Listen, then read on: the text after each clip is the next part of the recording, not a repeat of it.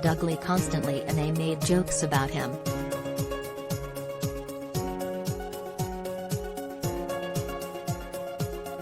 The leader of the bullies pulled his hair till he screamed.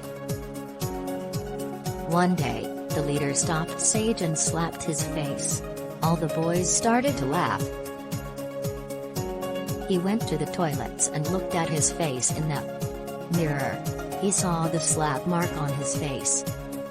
Her mom asked what happened to his face. He was so terrified and embarrassed that he couldn't tell the truth. He told his mom that he had slammed into the classroom door. Blake walked slowly towards the street of his house. There were many questions in his mind, but it was not because he took care of exams, it was because of his family pressure. When he was in front of their house, he was so stressed.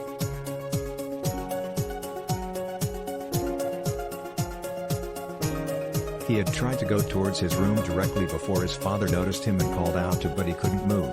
He just stood without doing anything. His heart was full of fear. Sage woke up very energetically in the morning.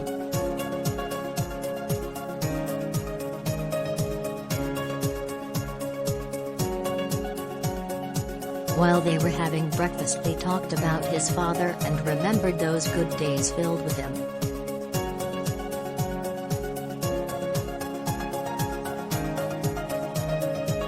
Thus, he entered the classroom slowly and unwillingly.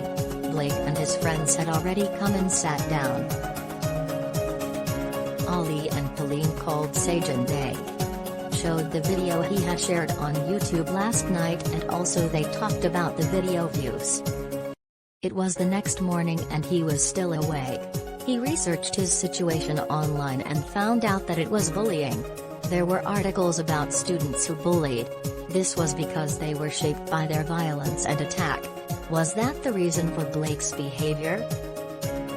Sage's mom worried about his behavior because his eating and sleeping habits changed.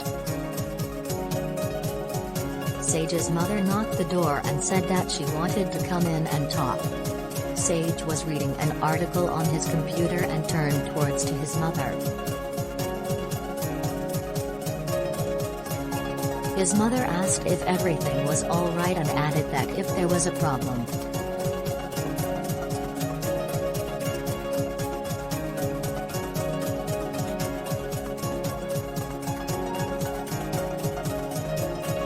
He was upset that his son was being bullied. She consoled the Sage and left the room saying they would fix the problem. She called Sage's counselor teacher, Mrs. Linden. The next day Sage's mother arrived at school to inform. When Ms. Linden went to the school to report this situation, Ms. Linden also spoke to Sage, listening to him. When she heard his story, he stepped in and said she shouldn't blame himself. Sage was relieved when her teacher said she felt confident after the meeting. The next step was to meet Blake's parents. After Mr. Linden's call, Blake's parents came to the school. His father thought it had something to do with Blake's low grades. When Ms. Linden told him what had happened, he started screaming and said he would punish her. However, Blake cried after those words. He told her that Blake's bad attitude was the reason. To calm down, he reflected on his friends for being bullied at home. Ms. Linden organized a Stop Bullying event. Those who love themselves do not harm others. As we hate ourselves, we want others to suffer, she said. She created student groups and asked them to make slogans and posters about bullying. Her other idea was a theatrical play on bullying.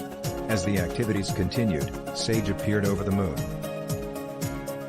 Everybody needs friends. Don't be a spectator. Let's unite. Stop bullying and harassment. All young people should feel safe. No to bullying, say. Be a friend, not a bully. Slogans have taken place not only on the walls, but also in their minds.